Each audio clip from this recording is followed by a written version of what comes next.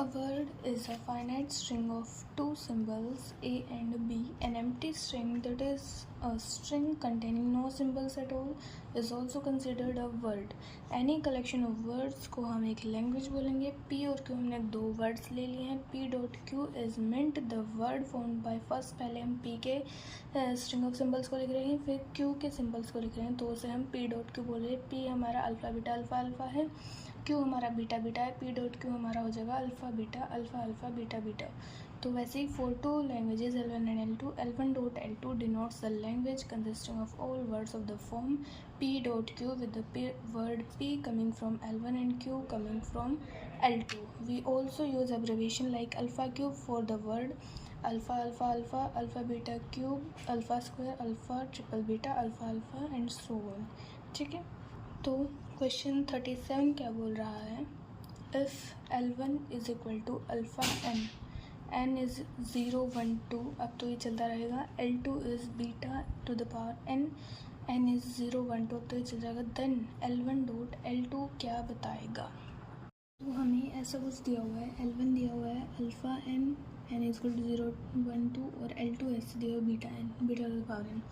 तो L1 union L2 क्या होगा? L1 क्या होगा हमारा? सभी जो अल्फ़ा की पावर्स आएंगी, alpha two the power 0, alpha two the power 1, alpha two the power 2, ऐसे होगा.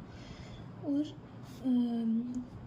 यूनियन, इसका यूनियन लेंगे हम L2 के साथ, beta to the power 0, beta to the power 1, up to ऐसे ही चलता रहेगा. तो L1 यूनियन L2 हमारा होगा 10, alpha two the power 0, beta to the power 0, alpha two the power 1, beta to the power 1. ठीक है, तो इसमें वो सभी वर्ड्स नहीं आए P डॉट Q फॉर्म्स के, तो इसलिए ये हमारा ऑप्शन ए रॉन्ग हो जाएगा.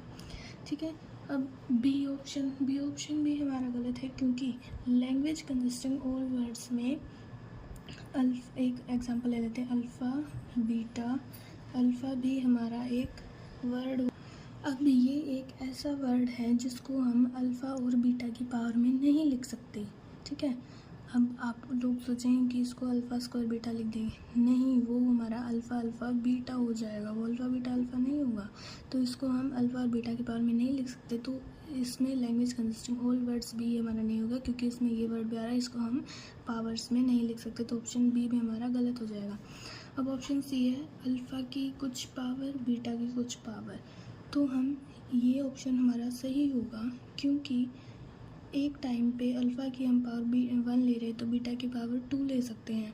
अल्फ़ा की और बीटा की पावर दोनों की सेम भी ले सकते हैं. बहुत सारे वर्ड्स मिल जाएंगे हमें ऐसे, और ये हमारी कंडीशंस को भी सेटिस्फाई कर रहा है. और ऑप्शन डी में हमें सिर्फ पावर सेम ही लेनी पड़ेंगी, तो इसमें हमारे सारे वर्ड्स नहीं आ पाएंगे. तो इसलिए ऑप्शन डी भी गलत है, तो हमारा ऑप्शन सी करेक्ट हो जाएगा.